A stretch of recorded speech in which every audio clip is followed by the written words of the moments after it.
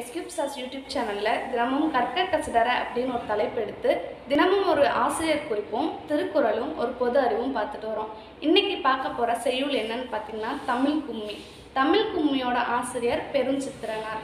பெருஞ்சித்திரனாரோட இயற்பெயர் ராசமாணிக்கம். இவரோட பெற்றோர் யாருன்னு பார்த்தா துரைசாமியார் குஞ்சம்மாள். இவர் சேலம் மாவட்டத்தில் சமுத்திரத்தில் பிறந்தவர். இவர் எப்போ பிறந்தார் அப்படின்னு பார்த்தா 10/3/1933. இவர் இறந்தது 11/7/1995. இவரை பாவலரேறுன்னு சிறப்பு பெயரால் அழைக்கிறாங்க. இவர் பாவிய கொத்து, நூறாசிரியம், கொய்யாக்கனி அப்படிங்கிற நூல்களை எழுதியிருக்காரு. அதுபோக தென்மொழி, தமிழ் சிட்டு, தமிழ் நிலம் அப்படிங்கிற இதழ்களையும் நடத்தியிருக்காரு.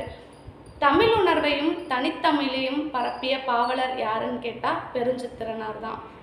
நெக்ஸ்ட்டு நம்ம ஒவ்வொரு நாளும் ஒவ்வொரு திருக்குறள் பார்த்துட்ருக்கோம். இன்றைக்கி பார்க்க போகிற திருக்குறள் என்னன்னு பார்த்தீங்கன்னா கற்க கசடற அப்படிங்கிற தலைப்பிலேருந்து கடவுள் வாழ்த்துலேருந்து 4வது திருக்குறள் தான் சொல்ல போகிறேன். கடவுள் வாழ்த்துல இருக்க 4வது குறள் என்னன்னு பார்த்தீங்கன்னா வேண்டுதல் வேண்டாமை இலானடி சேர்ந்தார்க்கு யாண்டும் இடும்பை இல. இதுதான் இன்னைக்கான குறள். இதுக்கு விளக்கம் என்னன்னு பார்த்தீங்க அப்படின்னா விருப்பு வெறுப்பற்று வாழ்பவரை பின்பற்றி நடப்போருக்கு துன்பம் ஒருபோதும் ஏற்படாது. அதாவது விருப்பு வெறுப்பு இல்லாமல் தன்னலம் இல்லாமல் வாழ்கிறவங்க யாருன்னு பார்த்தா இறைவன் தான். அந்த இறைவனை பின்பற்றி அவர் கூறும் நல்வழியை பின்பற்றி நம்ம வாழ்ந்தோம் அப்படின்னா நம்ம வாழ்க்கையில் ஒரு நாளும் துன்பம் ஏற்படாது அப்படின்னு சொல்கிறாங்க. இதுதான் இன்னைக்கான குறளோட விளக்கம். நெக்ஸ்ட்டு போன வீடியோவில் உங்களுக்கான கொஸ்டின் சொல்லி ஒரு கொஸ்டின் கேட்டிருந்தேன். அது என்ன கொஸ்டின் அப்படின்னா தமிழில் தோன்றிய முதல் பிள்ளைத்தமிழ் நூல் எது அப்படின்னு கேட்டிருந்தேன்.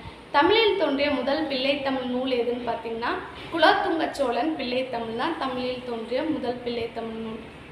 பிள்ளைத்தமிழ் அப்படின்னா என்னன்னு பார்த்தீங்கன்னா அரசர், வள்ளல், உபகாரி இவங்களை எல்லாத்தையும் குழந்தையாக உருவகித்து கற்பனை நயத்தோடு பாடப்படுறது தான் இந்த பிள்ளைத்தமிழ்.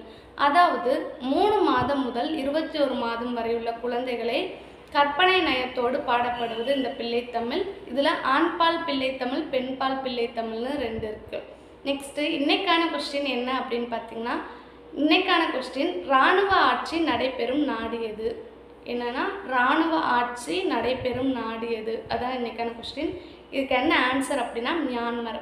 மியான்மரில் தான் இராணுவ ஆட்சி நடைபெறதா சொல்கிறாங்க.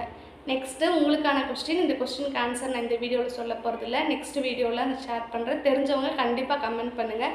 என்ன கொஸ்டின் அப்படின்னு பார்த்தீங்கன்னா திருவிளையாடற் புராணத்தை இயற்றியவர் யார்? இதுதான் உங்களுக்கான கொஸ்டின். திருவிளையாடற் புராணத்தை இயற்றியவர் யார்? இதுக்கு ஆன்சர் தெரிஞ்சவங்க கண்டிப்பாக ஷேர் பண்ணுங்கள்.